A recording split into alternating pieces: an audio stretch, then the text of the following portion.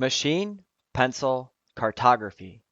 Today I've planned to discuss ground contact and ground separation.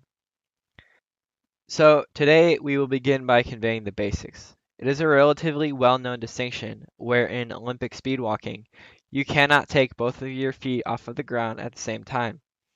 This is a rule of the competition, and if you don't meet this criteria, then you will be penalized or disqualified from the speed walking competition.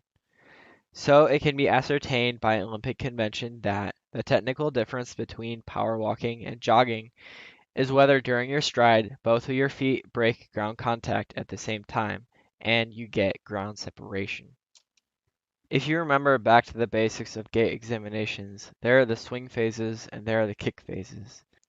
The ground contact phase will begin during the heel strike, last through the mid stance, and it will end with the toe press. And then the ground separation phase will begin at the toe press, last through the mid swing, and it will end when the heel strikes the ground once again.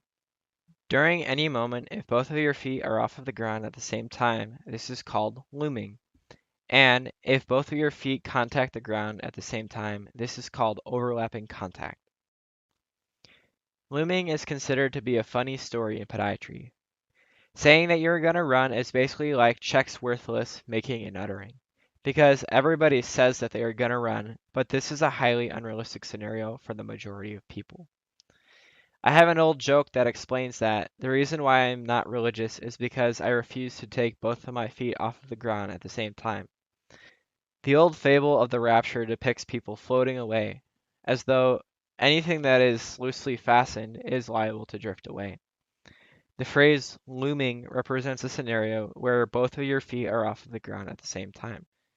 So I have examined people running, and I have observed the need for bouncy shoes. So I'm thinking professionalism, and instead of dubbing these as bouncy shoes, I have determined that this will be referred to as rebound.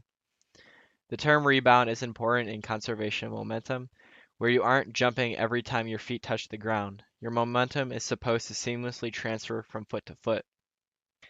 This is relatively new to me, but this explains why running shoes have rounded or bowed shapes, because these bow shapes are believed to assist in the seamless transfer of momentum in between each step.